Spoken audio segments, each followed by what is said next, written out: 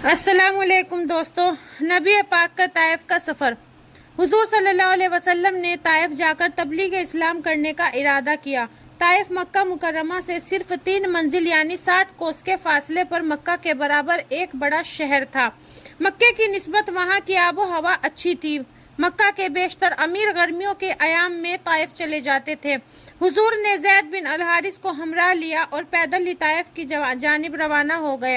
हुजूर को ये तवक्को ना थी कि अहले ताइफ ईमान ले आएंगे, क्योंकि आप खूब जानते थे कि ताइफ वाले कुफ्र और शिर्क में मक्के वालों से कुछ कम नहीं हैं।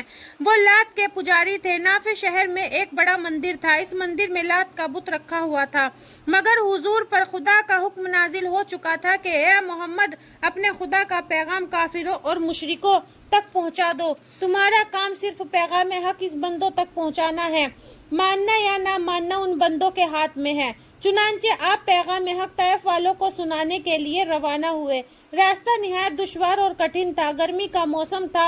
आफताब तुलू होते ही इस नवाह के शर से तप गए थे। बादो समूह की तेजो तंद झोंके सुबह से शुरू हो जाते थे और बराबर छुपते तक चलते रहते थे। तेज हवा रेत के तूदों को उठा उठाकर फिजा में उछालती थी और रेत की बारिश करती रहती थी। ऐसे मुकाम पर दिन के वक्त सफर करना निहायत दुश्वार था, मगर हुजूर पर दुश्वार पर गालिब आना चाहते थे।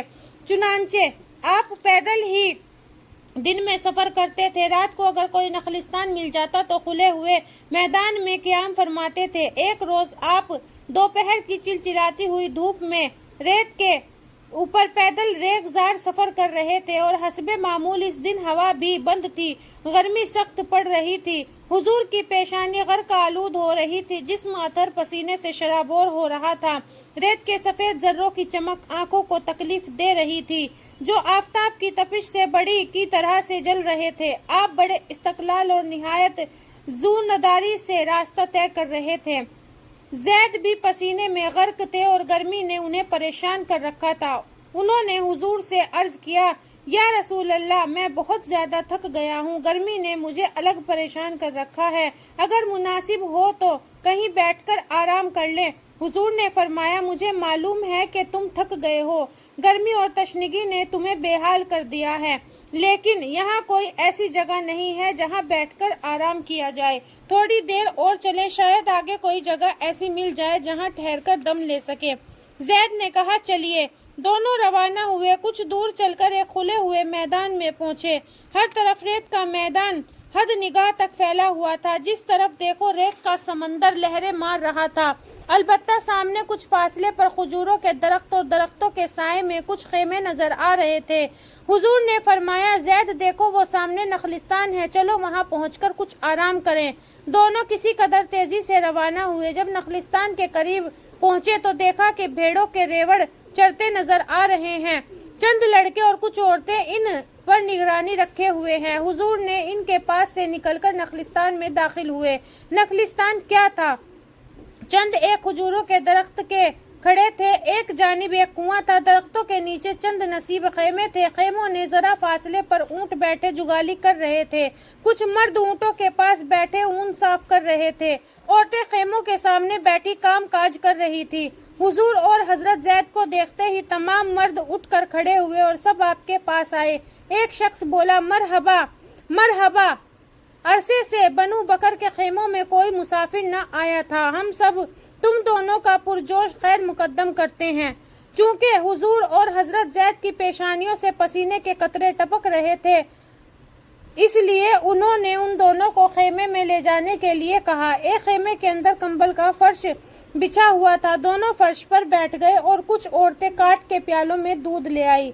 दोनों को प्यास ने बेहद बेकल बना रखा था, इसलिए दोनों ने थोड़ा थोड़ा दूध पिया। अगरचे इस जमाने में अरबों में जहालत ना थी, वो ये कि एक मुसाफिर चाहे मुखालिफ और हरीफ कबीले से क्यों ना हो, इसकी खातिर अरब उनकी खातिर तवाजो करते थे। मेहमान को किसी किस्म की तकलीफ नहीं होने देते थे। चुनांचे उन्होंने हुजूर को और हजरत ज़ैद की मदारत में निहायत खुलूस और बड़े शौक से की।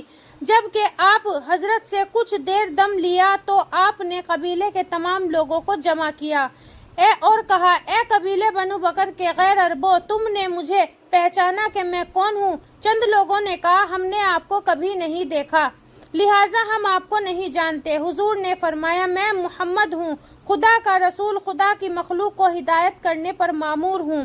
ایک شخص نے کہا ہم سمجھ گئے کہ آپ ہمارے معبودوں کی برائیاں بیان کرتے ہیں، سنیے آپ ہمارے مذہب کی توہین کرتے ہیں۔ معلوم ہوتا ہے کہ اہل مکہ نے آپ کو نکال دیا ہے، لہٰذا جب تک آپ کا جی چاہے ہمارے یہاں رہیے، مہمان بن کر رہیے، مذہب کے خلاف ایک لفظ بھی نہیں سنیں گے، ہم آپ کی خدمت کریں گے، اور جب تک بنو بکر کا ایک فرزند بھی زندہ ہے آپ کو آپ کے دشمنوں سے بچائیں گے، مگر یہ گوارا نہیں کریں گے کہ آپ ہمارے معبودوں کو برا بھلا کہیں۔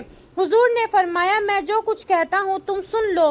ایک بوڑھے نے کہا نہیں ہم نہیں سنیں گے۔ حضور نے ہر چند چاہا کہ وہ لوگ آپ کی باتیں غور اور توجہ سے سنیں، مگر کوئی سننے پر آمادہ نہ ہوا۔ مجبور ہو کر حضور اٹھے، زید کو ہمراہ لیا اور طائف کی طرف چل دیے۔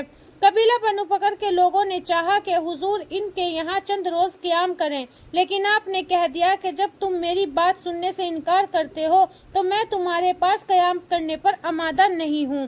آپ 2 دن کا سفر طے کر کے اور قیام کرتے ہوئے تیسرے دن دوپہر سے پہلے طائف میں پہنچے۔ طائف بڑا شہر تھا، بڑے مندر کا میلوں دور سے دکھائی دیتا تھا، اور شہر قبیلہ میں بنو ثقیف کی حکومت تھی۔ بنو ثقیف کے رئیس 3 بھائی عبد یاسیل، معبود اور حبیب تھے۔ تینوں نہایت مغرور تھے، اپنے سے زیادہ شریف کسی کو نہ سمجھتے تھے۔ جس روز حضور وہاں پہنچے اس دن تمام اہل طائف لات کے بڑے مندر میں بڑے بت کی پرستش کے لیے جمع ہوئے تھے۔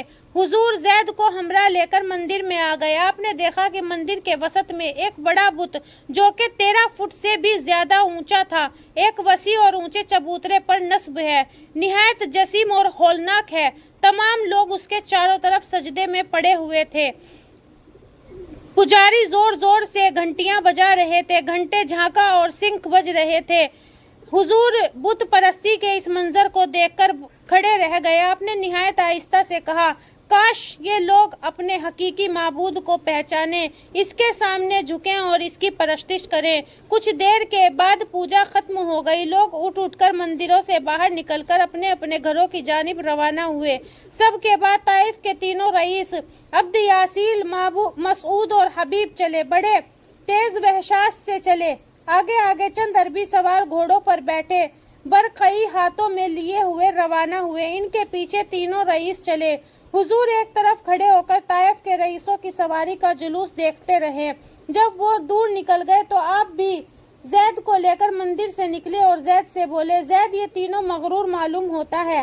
زید نے کہا یا رسول اللہ آپ کا خیال واقعی صحیح معلوم ہوتا ہے، یہ رئیس تمام انسانوں کو حقیر اور غلام سمجھتے ہیں، اسلام کی مساوات کی تعلیم کیا سمجھیں گے؟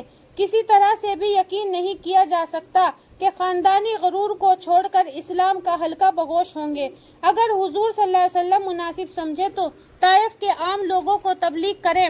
نبی پاک نے فرمایا بعض روزہ کے منشا کے طائف کوئی شخص بھی مسلمان ہونے پر آمادہ نہ ہوگا۔ میرا کام صرف تبلیغ کرنے کا اور خدا کا پیغام پہنچانے کا ہے۔ میں ان سے رسوا کے کانوں تک ضرور خدا کا پیغام پہنچاؤں گا۔ اگر یہ مسلمان نہ ہوں گے تو تمام طائف مسلمان نہیں ہوگا، مجھے بڑی مسرت ہوگی، اور اگر یہ مسلمان نہ ہوئے تو مجھے افسوس ہوگا۔ آؤ ان کو اسلام کی دعوت دیں۔ حضور نے ان کے پاس چلنے کا قصد کیا۔ جب آپ ان کے قصر کے دروازے پر پہنچے تو چاروں عرب کے شمشیر برہنہ پہرے دار کھڑے تھے۔ پہرے داروں نے ان کو دور سے ٹوکا۔ حضور نے قریب آ کر کہا اپنے رئیسوں سے کہو کہ محمد مکہ سے آئے ہیں اور آپ سے کچھ کہنا چاہتے ہیں۔ ایک پہرے دار قصر کے اندر گیا اور تھوڑی دیر میں واپس آ کر بولا چلیے ہمارے مولا نے آپ کو طلب کیا ہے۔ حضور اس کے ہمراہ چل دیے، زید بھی ہمراہ چل دیے، دونوں قصر میں داخل ہوئے۔ اس کمرے میں پہنچے جس میں عبد یاسیل اور اس کے دونوں بھائی مسعود اور حبیب بیٹھے کھانا کھا رہے تھے۔ حضور کو دیکھتے ہی تینوں بھائی حیران اور مرکوب ہو گئے۔ تینوں نے ایک ساتھ حضور کو دسترخوان پر آنے کے لیے کہا۔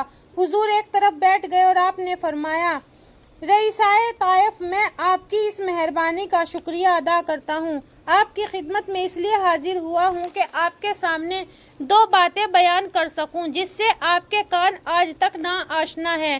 تینوں نے حیرت سے حضور کو دیکھا اور کچھ وقت کے بعد عبد یاسیل نے کہا وہ کیا